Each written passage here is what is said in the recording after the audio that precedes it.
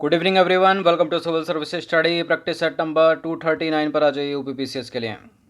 Test series की playlist का link आपको डिस्क्रिप्शन बॉक्स में मिल जाएगा। वहाँ पर आप टेस्ट नंबर 1 से लेकर 939 तक पहुँच सकते हो।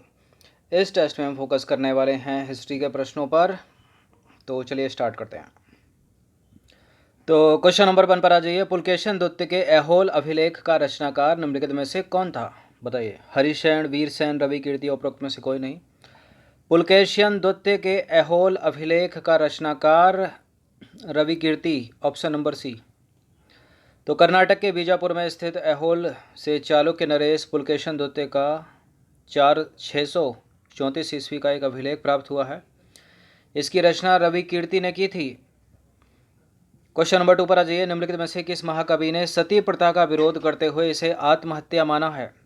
सती प्रथा का विरोध करते हुए आत्महत्या किसने कहा उसको? बाणभट्ट ने। तो देखिए, बाणभट्ट हर्ष के दरबारी कवि थे। उन्होंने हर्षचरित और कादंबरी की रचना की है। बाणभट्ट ने सती प्रथा का विरोध करते हुए इसे आत्महत्या माना है। इंपॉर्टेंट है यहाँ पर हर्षचरित। हर्षचरित हर्षवर्धन ने नहीं लिखी है, याद रखना, बहुत कन्फ्यूज़न होता है विद्यार्थियों को। हर्षचरित बाणभट्ट की रचना है, जो हर्ष के दरबारी कवि थे। वो कादंबरी भी लिखी है। बाणभट्ट ने किसे हूण रहित केसरी कहा है? बताइए, किसको बाणभट्ट ने हूण रहित केसरी कहा है? प्रभाकर वर्धन को। तो प्रभाकर वर्धन एक शक्तिशाली राजा था। उसकी उपलब्धियों का विवरण बाणभट्ट के हर्षचरित में प्राप्त होता है। क्वेश्चन नंबर 4 पर आ जाइए। निम्नलिखित में से कौन सा राजवंश ग्राम शासन पद्धति के लिए प्रसिद्ध था? ग्राम शासन पद्धति के लिए कौन सा राजवंश? चोल, पांड्य, पल्लव या चालुक्य? चोल साम्राज्य। तो चोल साम्राज्य की सर्वाधिक महत्वपूर्ण विशेषता स्थानीय स्वशासन अथवा स्वायत्तशासी ग्राम प्रशासन थी। क्वेश्चन नंबर 5 पर आ जाइए। निम्नलिखित कथनों पर विचार करेंगे। दो स्टेटमेंट है यहाँ पर, बताने के इनमें से कौन सा करेक्ट होगा। पहला स्टेटमेंट है, चोल काल में महासभा अपना कार्य मुख्य रूप से समितियों के माध्यम से करती थी, जिसे वरियम कहा जाता था। चोल काल में उद्यान समिति को तोट्टावारियम तथा स्वर्ण समिति को पौनवारियम कहा जाता था।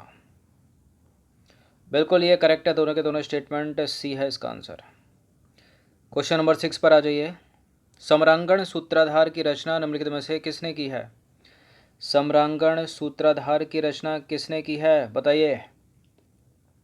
राजा भोज ने। तो राजा भोज ने वैज्ञानिक पर उपकरणों, ठीक है, वैज्ञानिक उपकरणों पर सम्रांगण सूत्राधार नामक पुस्तक लिखी। राजा भोज जो है वो परमार वंश के शासक थे, याद रखना।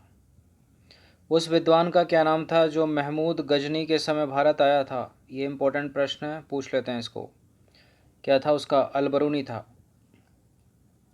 तो पुराणों का अध्ययन करने वाला प्रथम मुसलमान अलबरूनी था। उसका जन्म 763 ईस्वी में हुआ था। वह महमूद गजनवी के साथ भारत आया था। क्वेश्चन नंबर 8 पर आ जाइए। निम्नलिखित में से कौन मोहम्मद गोरी के विरुद्ध चंदावर के युद्ध में मारा गया? मोहम्मद गोरी के विरुद्ध चंदावर के युद्ध में कौन मारा गया? जयचंद। देखिए, 1194 ईस्वी में चंदावर के युद्ध में मोहम्मद गोरी ने कन्नौज के गहड़वाल राजा जयचंद को पराजित किया।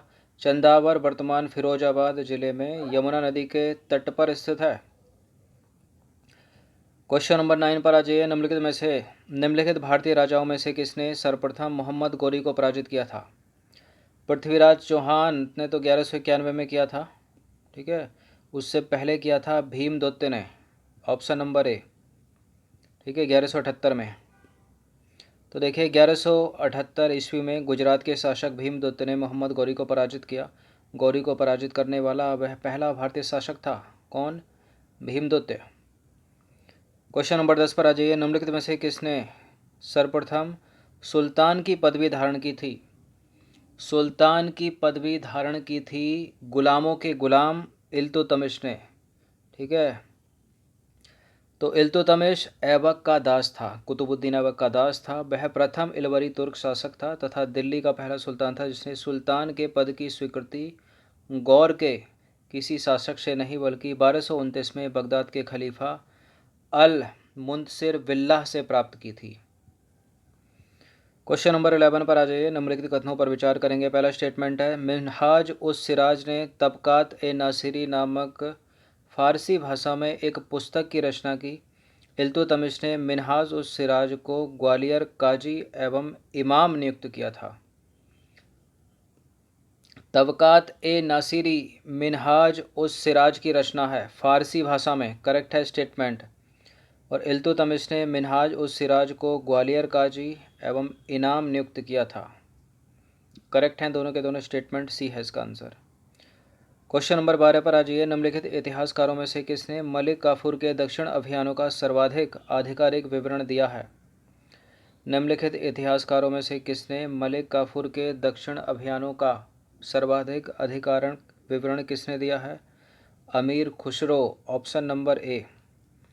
तो अमीर खुसरो ने मलिक काफूर के दक्षिण अभियानों का सर्वाधिक आधिकारिक विवरण दिया है, ठीक है, ऑफिशियली।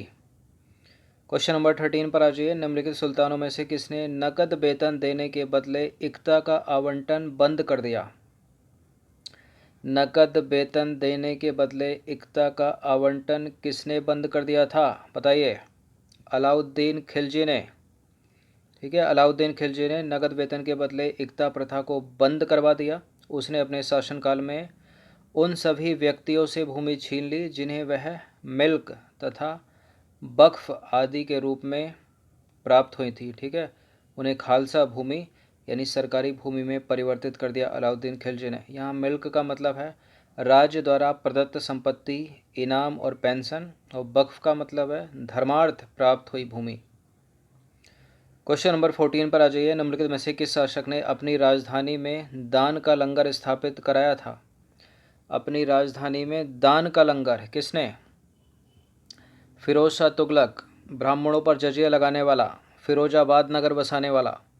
तो फिरोज शाह तुगलक ने अपने शासनकाल में विभिन्न जनहितकारी कदम उठाए। उसने अपनी राजधानी में दान का लंगर स्थापित किया।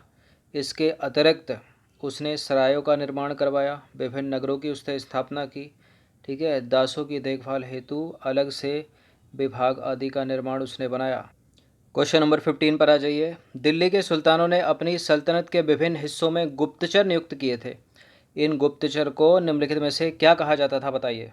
बरीद, मुल्हासिब, अमीर ए आखुर या फिर आरिज ए मुमालिक। दिल्ली के सुल्तानों ने अपनी सल्तनत के कई हिस्सों में गुप्तचर नियुक्त किए थे। इन गुप्तचरों को बरीद कहा जाता था। और गुप्तचर के प्रमुख को क्या कहा जाता था? क्या कहा जाता था? बरीद ए मुमालिक, मतलब इसमें कोई भी नहीं है वो। तो सल्तनत काल में गुप्तचरों को बरीद कहा जाता था और गुप्तचर विभाग के प्रमुख को बरीद ए मुमालिक कहा जाता था, ठीक है। तो हिस्ट्री के ये 15 प्रश्न थे, इनकी प्रैक्टिस एक बार कर लीजिएगा। धन्यवाद।